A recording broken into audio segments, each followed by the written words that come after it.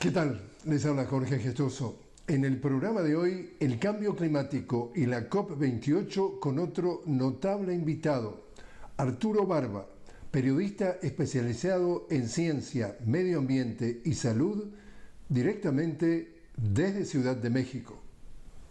Arturo Barba, una cálida bienvenida al programa. Muchas gracias. Es un gusto estar con ustedes. El gusto es nuestro. Arturo, COP28 finalizó en días recientes en Dubái y tú llegas a la conclusión de que en realidad no ha tenido un impacto significativo, digamos, esa declaración final, incluyendo con el tema de los combustibles fósiles. Cuéntanos. Sí, yo creo que es como una victoria pírrica en la que desde hace 30 años la comunidad científica internacional que se reúne en el panel de expertos sobre cambio climático de las Naciones Unidas ha señalado la importancia de disminuir gradualmente el consumo de combustibles de origen fósil. Y 30 años después, 31 años después, de hecho se estableció desde la cumbre de Río en 1992, en realidad hasta ahorita se menciona literalmente combustibles fósiles. Y esto nos lo presentan como una gran victoria, como un gran logro dentro de las COPs. Este se llama, en realidad es la conferencia de las partes de la Convención Marco de las Naciones Unidas sobre Cambio Climático, mejor conocido como COP.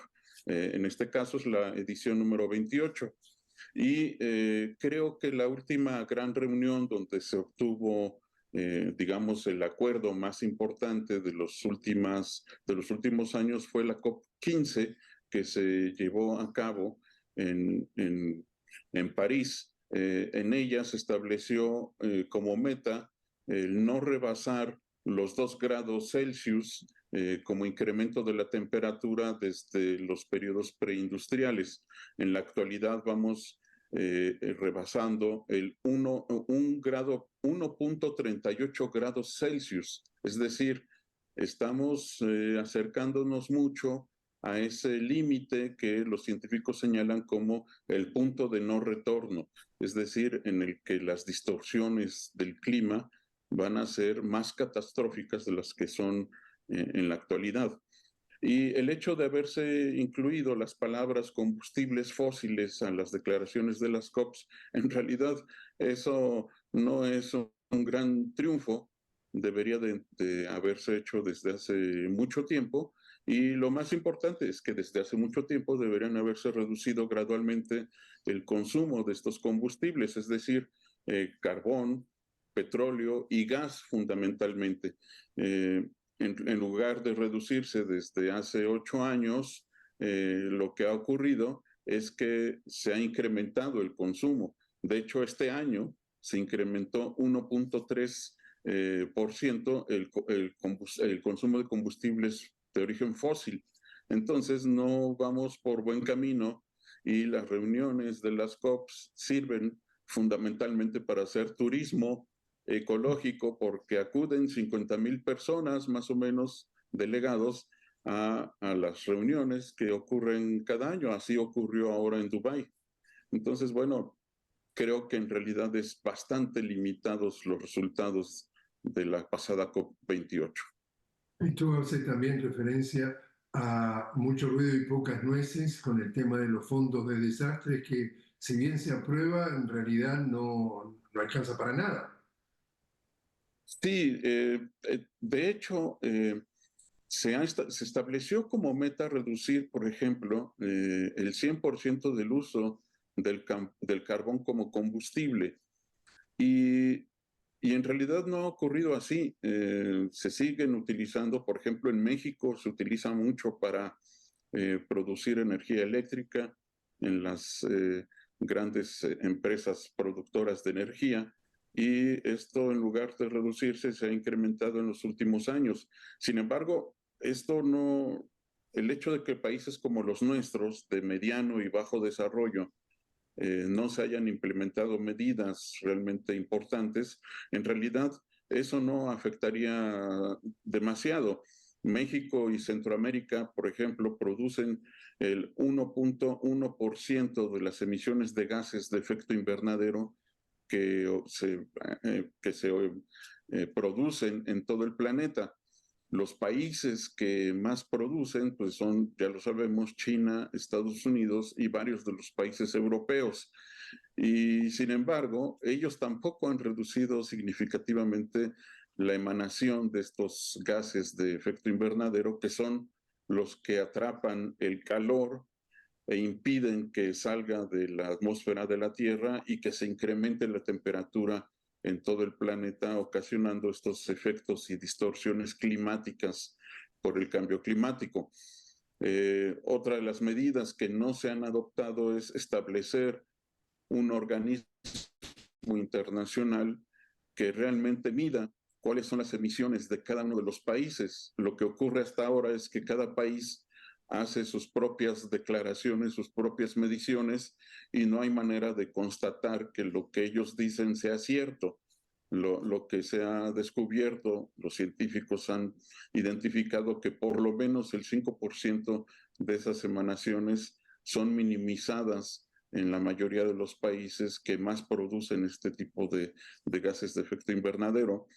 Y de ahí la importancia de establecer un organismo internacional que haga estas mediciones de manera imparcial y basados en datos y en evidencias científicas. Y esto no se acordó otra vez en esta COP, siguió sin tomarse decisiones serias, junto con otras medidas que son importantes, como por ejemplo el financiamiento para casos de desastres por los efectos del cambio climático. Eso también se dejó ahí a la deriva y no se sabe cuándo se vayan a tomar estas decisiones que urgen desde hace ya varios lustros. Ahí está, tú decías entonces, Arturo, respecto a este tema, ¿no? De los fondos de desastres que se mencionó una cifra de $1.000 millones, pero tú dices, bueno, pero en México el desastre que hubo en Acapulco, restablecer, reconstruir todo aquello, una sola ciudad de un solo país del mundo va a llevar mucho más que eso. Entonces, en realidad, 1.000 millones, y tú dices además que no sería, digamos, una contribución, sino que sería un préstamo. Es decir, en realidad esto no soluciona nada. Sí, en realidad hay varios aspectos ahí alrededor del tema del financiamiento. Por un lado, los países más afectados, que somos nosotros, los países de bajos y mediano desarrollo, sobre todo aquellos ubicados en el trópico del planeta, que somos los que sufrimos el embate más agresivo de los cambios climáticos por el calentamiento global, somos los que menos recursos tenemos para poder mitigar y enfrentar estos desastres. Lo que se hizo o que se ha hecho a nivel internacional es que los países que más contaminan y que más han contribuido con los gases de efecto invernadero han establecido fondos para ayudar a mitigar y a enfrentar los digamos, cambios que necesitan las naciones para enfrentar el cambio climático. Pero estos fondos de mitigación y adaptación al cambio climático son fondos a préstamo, es decir, fondos que se dan a través del Banco Mundial, del Fondo Monetario Internacional o de organismos nacionales de los países desarrollados, y la mayoría de quienes acuden a estos fondos somos los países de medianos y bajo desarrollo, y nos endeudamos. Eso es por un lado, ¿no? Para mitigar y enfrentar, adaptarse al cambio climático. Pero por otro lado está este Fondo Internacional de Desastres que desde hace una década se ha estado pidiendo que se otorguen a los países que más lo sufren, pero no como un fondo de préstamo, porque eso contribuye más al endeudamiento, sino como un fondo de ayuda. Y este fondo de ayuda, en el cual se han pedido $100.000 millones, en esta pasada COP se estableció que se van a otorgar solo $1.000 millones, lo cual es totalmente insuficiente para países como los nuestros, a la hora de enfrentar el impacto de los desastres ocasionados por el cambio climático, como ocurrió en México, en Acapulco, y como ha ocurrido en otras naciones, como por ejemplo Pakistán, con las grandes inundaciones que hubo durante 2023. No hay que olvidar, Jorge, que este 2023 fue el año más cálido registrado en 150,000 años. Entonces, la verdad es que las condiciones y la situación es realmente urgente y se están tomando medidas muy lentas, poco a poco, muy graduales. Las grandes empresas transnacionales que contribuyen con la emisión de gases de efecto invernadero y los grandes países industrializados que son quienes más contribuyen con estos gases de efecto invernadero, siguen minimizando los riesgos, el impacto climático y siguen retrasando las decisiones que se deben tomar de manera internacional. No se trata ya de tomar medidas de buena fe, se necesitan sanciones, porque si no hay sanciones ni reglamentos internacionales que realmente obliguen a las naciones y a las empresas a tomar medidas, no se van a tomar. La autorregulación es un mito, nunca ha funcionado en ningún aspecto de la vida humana. Se necesitan leyes, reglamentos y acuerdos internacionales donde se establezcan sanciones a quienes no cumplan con esos reglamentos. De otra manera, no vamos a llegar a ningún lado. Arturo, te invito a hacer una pequeña pausa. Por Vamos a supuesto. hablar con Arturo Barba directamente desde Ciudad de México sobre el cambio climático y la COP28. Arturo, periodista especializado en ciencia, medio ambiente y salud. Enseguida regresamos.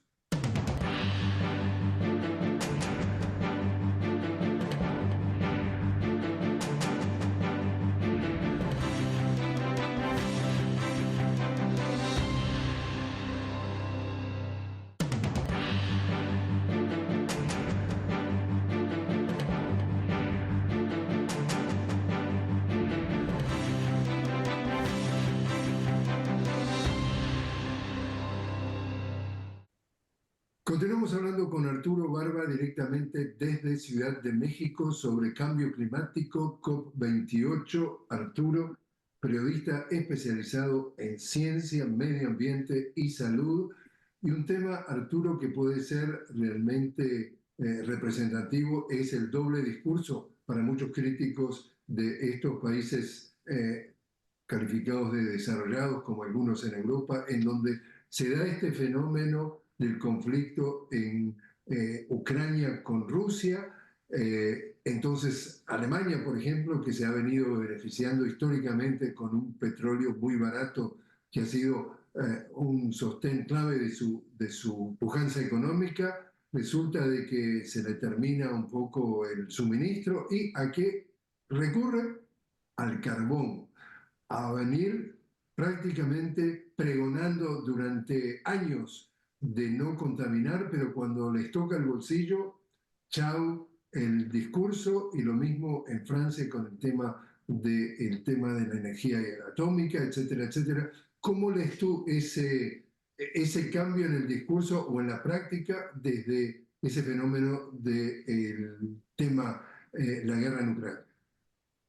Sí, como bien lo señalas, esto ha demostrado la guerra en Ucrania y las sanciones que se le impusieron a Rusia. Esto ha demostrado que todavía Europa depende en gran medida del uso de los combustibles de origen fósil, independientemente de que se dependa del petróleo o del gas que se produce en Rusia. Esto nos muestra que a pesar de que en varios países europeos se establecieron metas para disminuir su consumo, en realidad esto es muy complicado, ¿no? No se pueden tomar estas medidas de la noche a la mañana. Se tratan de medidas que afectan sectores industriales muy grandes y muy importantes. De ahí la necesidad de tomar medidas graduales lo antes posible. Por ejemplo, se estableció como meta eliminar el 100% del consumo de carbón a nivel internacional. Y esto no ha ocurrido así porque los sectores industriales todavía no han dado ese paso tecnológico que les permitan evitar el uso del carbón. Y lo mismo ocurre con el gas metano o con las gasolinas derivadas del petróleo. Se necesita una conversión tecnológica que no está ocurriendo con la velocidad que se requiere. En donde ha avanzado un poco, por ejemplo, es en la producción de automóviles. Este salto que ha ocurrido en algunas productoras de autos ha sido realmente muy reciente, ¿no? La producción de autos híbridos o de autos eléctricos en realidad apenas está empezando y todavía no está haciendo una diferencia notable en ningún país del mundo.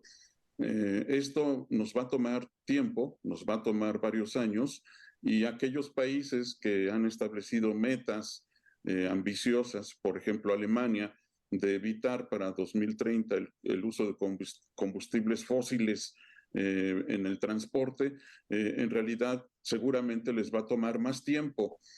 Sin embargo, por un lado, es importante que cada país establezca ese tipo de metas ambiciosas, lo cual no significa que tecnológicamente lo puedan hacer. Se necesitan grandes inversiones y no solo eso, se necesitan avances tecnológicos y científicos en este campo en nuestros países de medianos y de bajo desarrollo, que somos dependientes en materia de ciencia y tecnología, nos va a costar todavía más trabajo. En realidad, la única opción que vamos a tener nosotros es la de poder comprar las tecnologías que se desarrollan en los países industrializados y no desarrollar las propias. Aquí debería de impulsarse, en nuestros países, debería impulsarse los avances tecnológicos para tratar de lograr esa conversión y en eso estamos mucho más atrasados que los países industrializados.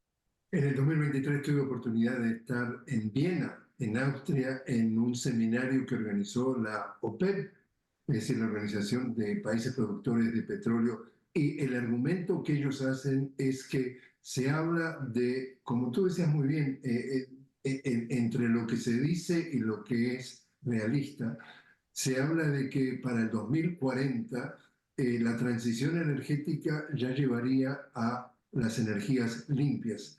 La organización productora de petróleo, la OPEP, dice no van a estar suficientemente desarrolladas esas energías limpias como para poder reemplazar las energías fósiles, y en realidad lo que tenemos que hacer es trabajar de manera conjunta para que esa transición sea realmente efectiva y sea realista. ¿Tu reacción? Sí, tienen toda la razón. Junto con esta transformación tecnológica que se necesita para dejar de consumir energía de origen fósil, se necesitan más avances tecnológicos. Hay sectores donde difícilmente se va a prescindir del petróleo y sus derivados. Hay muchos sectores donde es fundamental y seguirá siendo fundamental. Quizá no para energía, pero sí para otros procesos industriales. Y entonces eso implica que se va a seguir consumiendo combustibles o energía de origen fósil. Entonces, junto con esto, deben desarrollarse tecnologías limpias que permitan capturar las emisiones de gases de efecto invernadero que se van a seguir produciendo en ciertos sectores industriales que son de mucho impacto a nivel mundial. Entonces, a la par de que se sustituyan las energías de origen fósil, se tienen que desarrollar nuevas tecnologías que permitan limpiar aquellos sectores industriales que los van a seguir consumiendo y que los vamos a seguir consumiendo todos. Por ejemplo, la industria del plástico.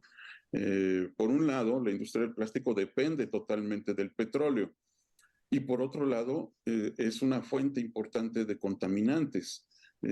todos los océanos del planeta están llenos de residuos plásticos de un solo uso o de uso prolongado, no importa, pero productos plásticos, y deberían desarrollarse las tecnologías suficientes o los métodos suficientes para evitar esta contaminación de plástico. Y así como este sector, muchos otros que utilizan como materia fundamental los productos de origen fósil.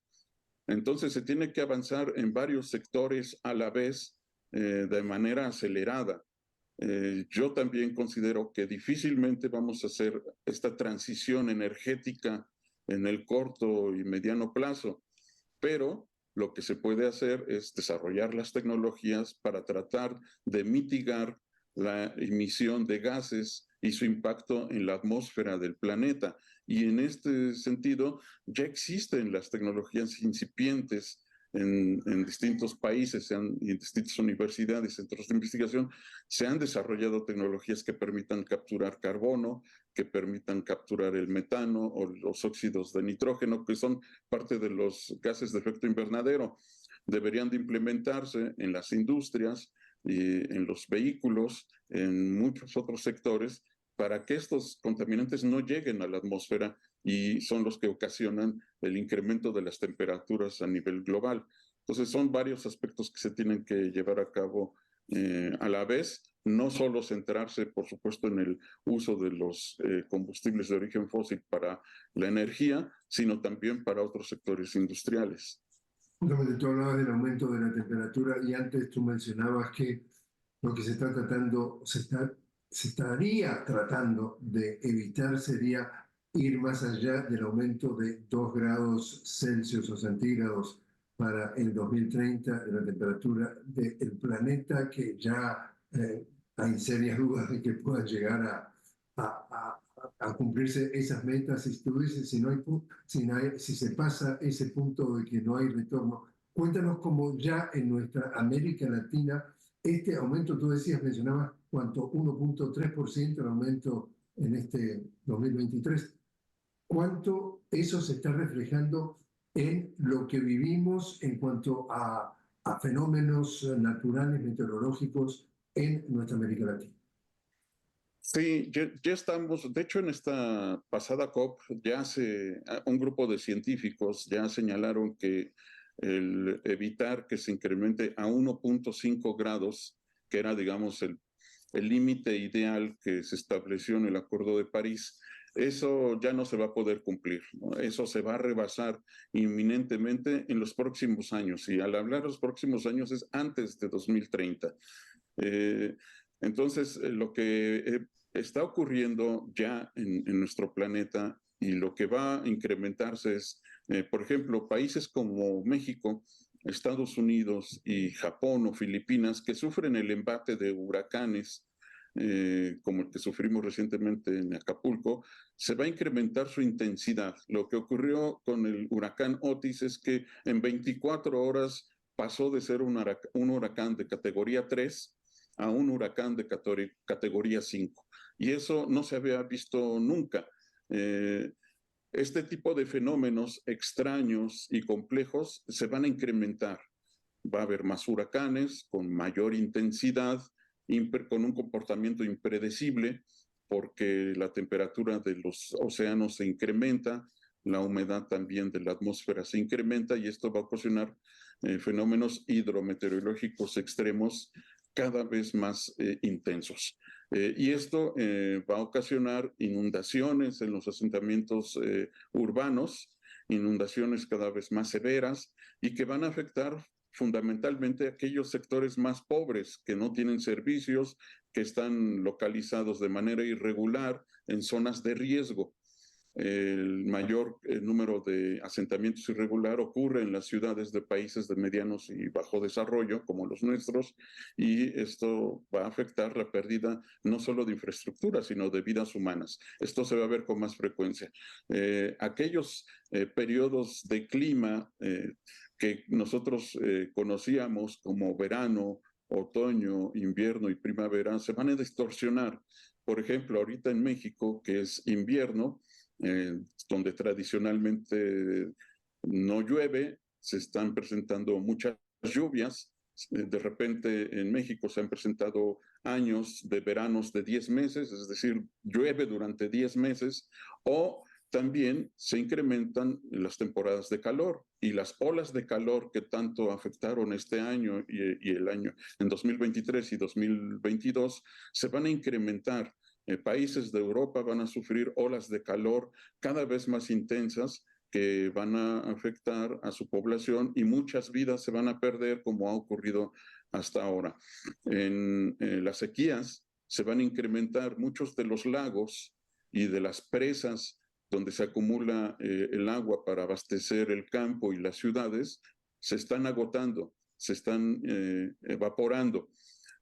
Y todo este tipo de distorsiones climáticas se van a incrementar con cada vez mayor severidad por todo el planeta. Esos van a ser los efectos que ya se están sufriendo ahorita, pero que se van a incrementar en los próximos años. Arturo Barba, muchísimas gracias por haber estado con nosotros. Al contrario, es un placer.